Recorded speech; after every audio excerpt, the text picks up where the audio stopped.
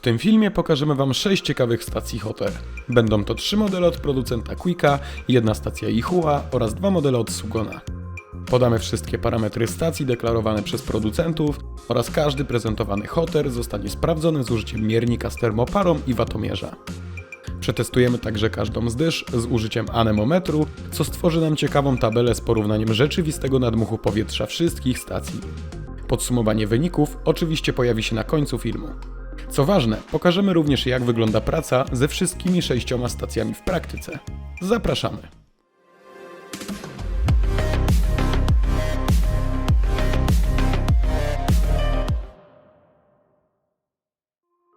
Drodzy widzowie, materiał ten został podzielony na segmenty dotyczące każdej z 6 stacji.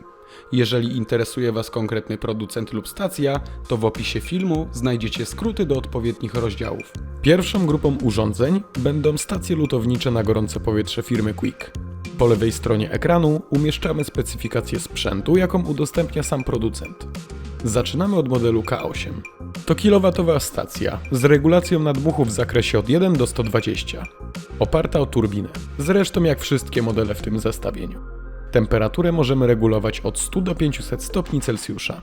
Stacja ta posiada na przednim panelu 3 przyciski dla niezależnych kanałów z zapamiętanymi ustawieniami nadmuchu i temperatury. Kanały od 1 do 3 oznaczone są odpowiednio jako Channel 1, Channel 2 oraz Channel 3. Oczywiście możemy modyfikować przypisane domyślne ustawienia. Quick K8 posiada ceramiczny element grzejny oraz funkcję inteligentnego schładzania grzałki, co bardzo korzystnie wpływa na jej żywotność. Stacja rozpoznaje moment odłożenia kolby i automatycznie schładza grzałkę do 100 stopni Celsjusza, używając maksymalnego nadmuchu. Warto wspomnieć, że w zestawie ze stacją K8 znajdziecie 3 różne dysze, montowane w sposób tradycyjny, czyli zaciskane za pomocą śruby. Dla jednych jest to wada, a dla innych zaleta, ponieważ dostępność dysz tego typu jest największa. A tak stacja prezentuje się w środku.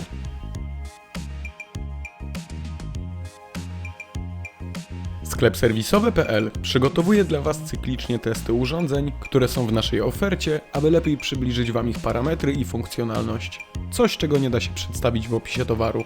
Zapraszamy również do komentowania i przesyłania sugestii odnośnie urządzeń, które chcielibyście, abyśmy dla Was przetestowali.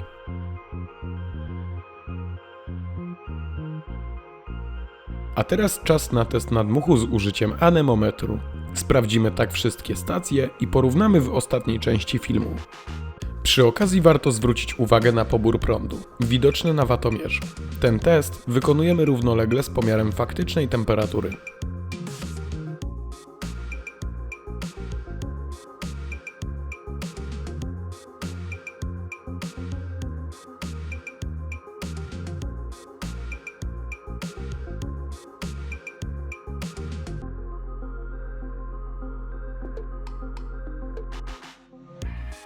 Na koniec trochę praktyki. Mamy tutaj uszkodzoną kartę graficzną, z której będziemy wylutowywali kości pamięci, używając oczywiście odpowiedniej ilości topnika. Postaramy się powtórzyć ten proces przy każdej stacji, tak byście mogli samodzielnie ocenić, jak spisały się poszczególne stacje hot air.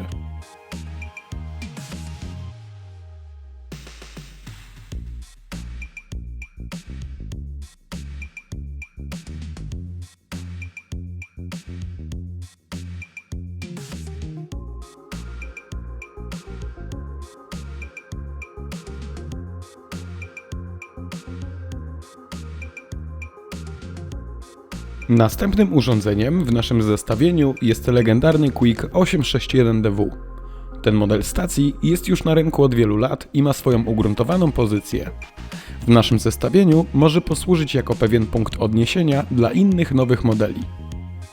Specyfikacja podawana przez producenta jest w zasadzie identyczna jak w przypadku poprzedniego modelu.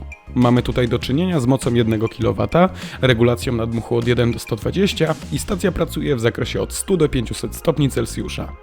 Posiada w sumie 7 przycisków funkcyjnych na frontowym panelu do regulacji temperatury, nadmuchu powietrza oraz 3 kanały, pod którymi możemy zapisać swój profil. Jak we wszystkich modelach w naszym zestawieniu, tak również i ten model posiada wyłącznik od przodu, co ułatwia pracę, a często nie zdajemy sobie z tego sprawy. Model 861DW Posiada charakterystyczną pionową podstawkę do kolby. Po odłożeniu kolby stacja samoczynnie schładza element grzejny.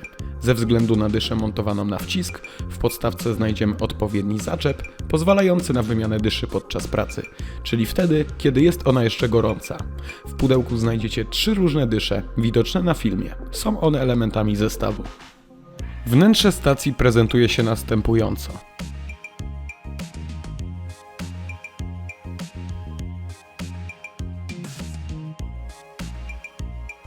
Aby być na bieżąco, polecamy pozostawienie subskrypcji z dzwoneczkiem. Dzięki temu nie pominiecie naszych nowych filmów.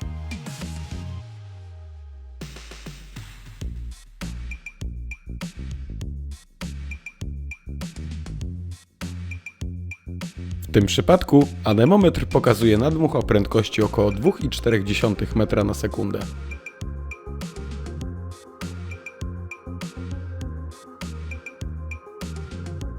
Pobór prądu i test temperatury.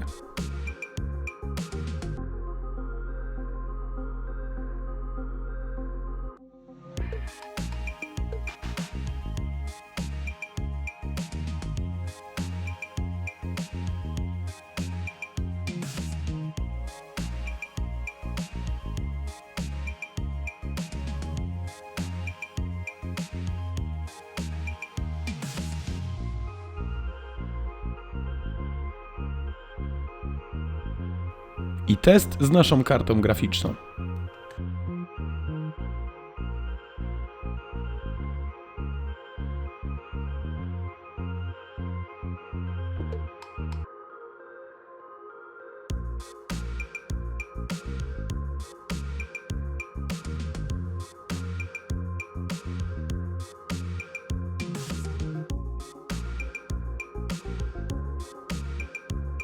A teraz czas na model 862 DW+, który jest łudząco podobny do Quicka K8.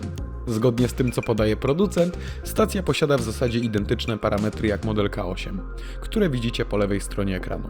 Ponownie mamy tutaj moc 1 kW, możliwość pracy w zakresie od 100 do 500 stopni Celsjusza i są także 3 niezależne kanały, Channel 1, Channel 2 i Channel 3. Należy zwrócić uwagę, iż modele K8 i 862DW+ nie posiadają oddzielnej podstawki jak model 861DW. W tym modelu kanały pracy oznaczono kropkami pod przyciskami funkcyjnymi, a przewód zasilający jest zintegrowany. To znaczy, że nie możemy go wypiąć, gdyż producent nie umieścił z tyłu odpowiedniego gniazda, jak w modelu K8. Uwaga! Istnieją 2 rodzaje omawianego modelu 862. Prezentowany przez nas model posiada oznaczenie 862DW+ i ma on kolbę z nadmuchem prostym. Alternatywną wersją tej stacji jest Quick 862DA+. Cechuje się ona nadmuchem wirowym. Opcję tą Quick zaszył w kolbach, a marka Sugon przeniosła ją do dysz, o czym wspomnimy w dalszej części filmu. Różnice w konstrukcji dysz prezentujemy na ekranie. A wracając do naszej wersji DW+, to jak sami widzicie, jej wnętrze w zasadzie nie różni się od modelu K8 z początku filmu.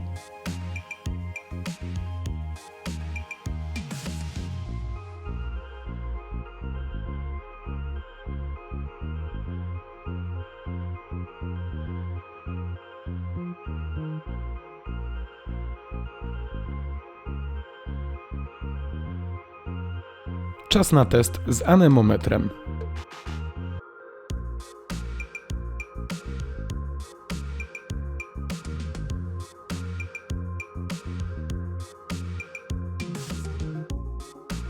A tak wygląda odczyt przy pomiarze temperatury oraz pobór prądu.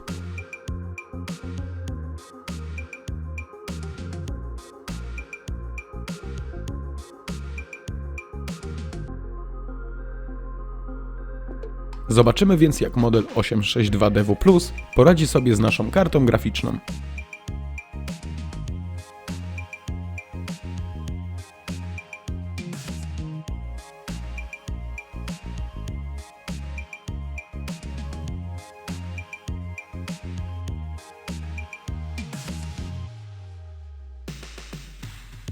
W tym zestawieniu zdecydowaliśmy się zaprezentować także wydajny model Hot Aira marki Ihua, czyli 993DM 4. generacji. Stacja ta stanowi ciekawą alternatywę dla wcześniej omawianych modeli Quicka. W przypadku tego modelu również mamy do dyspozycji moc 1 kW. Stacja pracuje w zakresie temperaturowym od 100 do 500 stopni, a regulacja nadmuchu jest możliwa w skali od 1 do 120.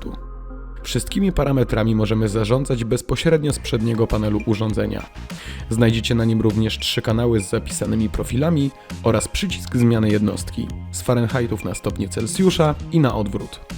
Ihua 993DM4 ma duży czytelny wyświetlacz, większy niż wszystkie 3 poprzednie modele marki Quick.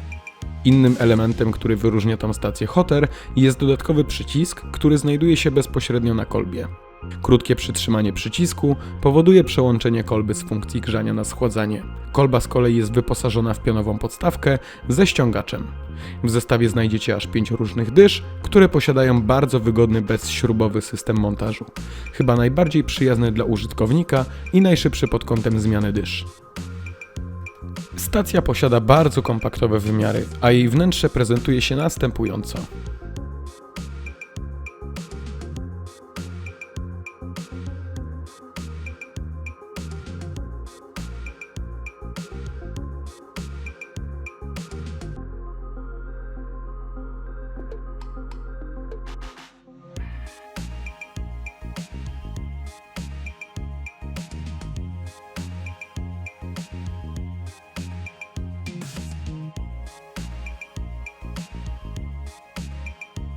Czas na test z anemometrem.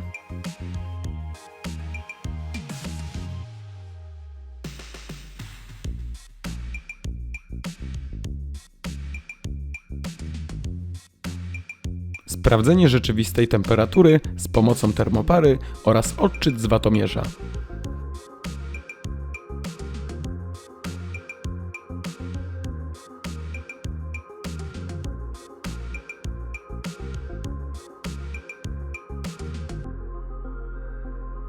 I na końcu wylot pamięci BGA.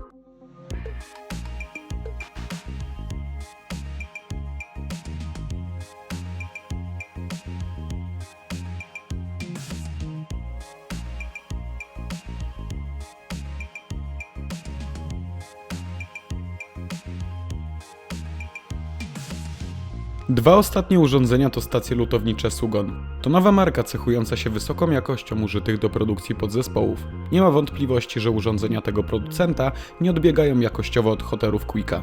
Sugon 8620DX posiada wiele podobnych funkcji względem wszystkich poprzednich urządzeń, jak praca w zakresie temperatur od 100 do 500 stopni Celsjusza, czy automatyczne przejście w tryb standby po odłożeniu kolby. Warto jednak zwrócić uwagę także na istotne różnice. Na przykład moc tej stacji to aż 1300 W. Mamy tutaj nie 3, a 4 niezależne kanały robocze, channel 1, 2, 3 i 4. Zakres regulacji przepływu powietrza jest bardzo szeroki. Możemy ustawić dowolną wartość w skali od 1 do 200. Na uwagę zasługuje także skład zestawu. Znajdziecie w nim aż 6 różnych dysz, w tym 2 z nadmuchem spiralnym. Jest to rozwiązanie o tyle ciekawe, że nie musimy posiadać żadnej specjalnej kolby jak chociażby w Quicku 862DA+.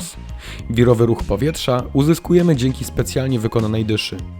Jeśli już o dyszach mowa, to warto zauważyć, iż podstawka do kolby marki Sugon 8620DX posiada ściągacz, a z lewej strony obudowy głównej jednostki producent dodał uchwyt na cały zestaw dołączanych dysz. Praktyczne i ciekawe rozwiązanie. Zapewne ciekawi Was, jak urządzenie wygląda wewnątrz, a więc zdejmujemy obudowę.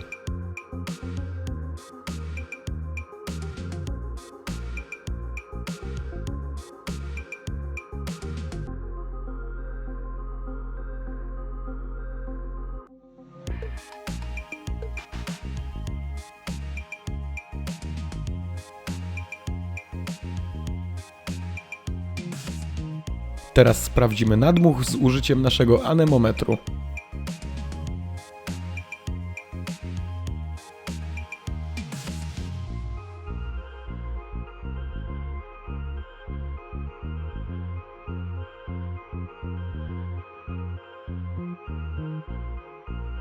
Następnie wykonujemy test temperatury i poboru prądu.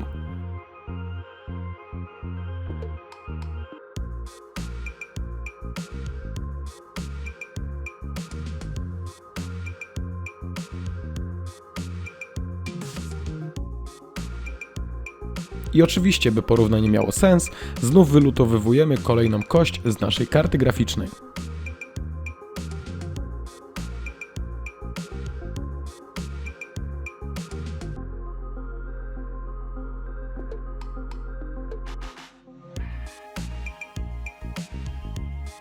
Ostatnią stacją, którą chcemy Wam pokazać, to Sugon FreeMode 8650. Uczciwie trzeba powiedzieć, że model ten zaskoczy praktycznymi funkcjami nawet najbardziej wymagającego elektronika. Inspekcja urządzenia w środku również nie pozostawia wątpliwości. Trudno sobie wyobrazić, jak mógłby wyglądać lepiej wykonany produkt. Model 8650 znacznie różni się od większości urządzeń w tym zestawieniu. Dlatego zamierzamy poświęcić mu odrobinę więcej czasu. Jest to bardzo zaawansowany hoter o mocy 1300 W. Stacja posiada wiele opcji konfiguracji, co widać już na pierwszy rzut oka, spoglądając na jej przedni panel.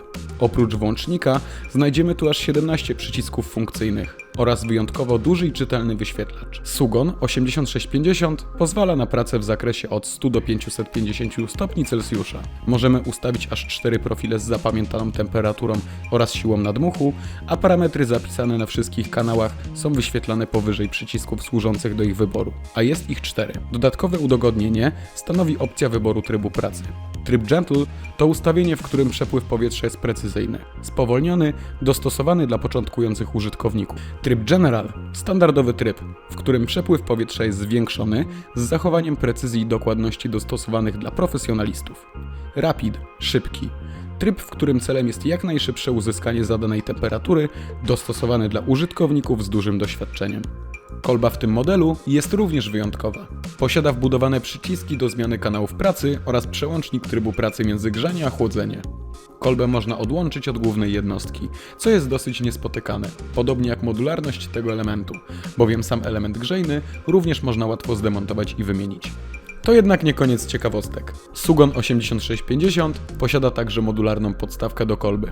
Użytkownik może zamontować na niej aż 2 uchwyty, czy odwiesić 6 różnych dysz. Producent nie zapomniał także o regulacji kąta nachylenia uchwytu kolby, także kolbę można zamontować w pionie lub poziomie, lub w każdym innym kącie, blokując pozycję jej boczną śrubą. Opcji personalizacji jest jednak jeszcze więcej. Przykładowo, jeżeli mamy mało miejsca na naszym stole serwisowym, to możemy korzystać z uchwytu do kolb montowanego opcjonalnie na boku stacji. Dodatkowe miejsce na dyszę znajduje się wtedy na drugim boku jednostki. Warto wspomnieć, że otrzymujemy tutaj aż 8 dysz z opcją prostego, bezśrubowego demontażu z użyciem ściągacza. 2 z dysz, podobnie jak w modelu 8620DX, pozwalają uzyskać nadmuch spiralny, a podstawka do kolby waży aż 1500 gramów. To dosyć niespotykane. Obowiązkowo zdejmujemy obudowę i zaglądamy do środka. Stacja prezentuje się następująco. Powiedzcie mi, czy można wykonać stację jeszcze lepiej? Napiszcie w komentarzu, co wy sądzicie o Sugonie 8650.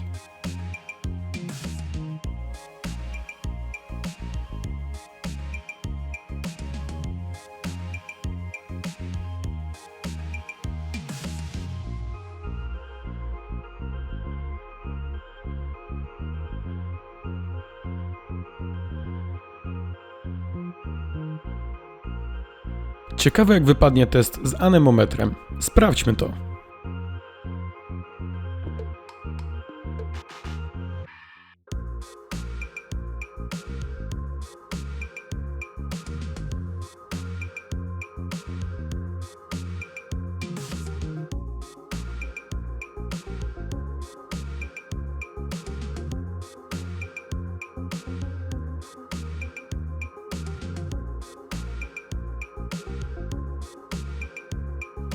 I jeszcze sprawdzenie temperatury oraz pobór prądu.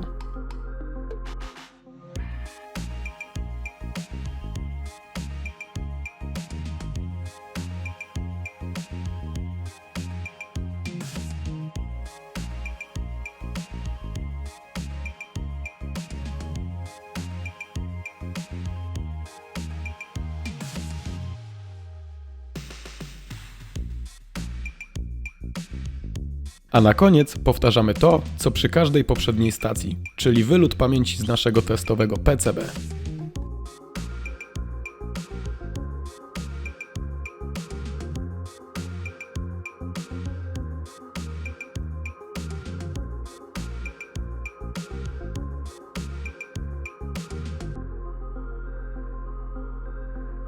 Podsumowując, wszystkie stacje Hotter w tym zestawieniu powinny sprawdzić się świetnie w profesjonalnym serwisie laptopów, smartfonów czy przy naprawie innych urządzeń elektronicznych. Prezentowane modele zarówno Quicka, Yihuły czy Sugona to urządzenia bardzo dużej mocy. Test z termoparą pokazuje wyraźnie, iż każda z 6 stacji osiąga zadaną temperaturę bardzo szybko i bardzo dokładnie ją utrzymuje. Test z anemometrem uwidacznia z kolei różnice w prędkości nadmuchu poszczególnych stacji. Przy ustawieniu nadmuchu na 120 wyniki są zbliżone, natomiast dodatkowa opcja 200, dostępna wyłącznie w urządzeniach Sugon, faktycznie ma odzwierciedlenie w prędkości przepływu powietrza. Brawa dla producenta! Nasza uszkodzona karta graficzna posłużyła z kolei jako fundament porównania stacji przy codziennej serwisowej pracy. I możemy Wam powiedzieć tutaj uczciwie, że wszystkie stacje spisały się na medal. Wylot każdej z kości pamięci trwał kilkadziesiąt sekund, niezależnie od użytego modelu. Z czystym sumieniem polecamy zarówno wszystkie testowane stacje Quick, Yihuła, jak i Sugon, dla każdego profesjonalisty. Natomiast tym, którzy wymagają od sprzętu lutowniczego ponadprzeciętnej funkcjonalności, zdecydowanie polecamy ostatni model, czyli Sugon FreeMode 8650. Zresztą stację tą będziemy jeszcze omawiać osobno w kolejnym filmie. Zachęcamy do subskrybowania naszego kanału oraz obserwacji naszego TikToka, Facebooka oraz Instagrama.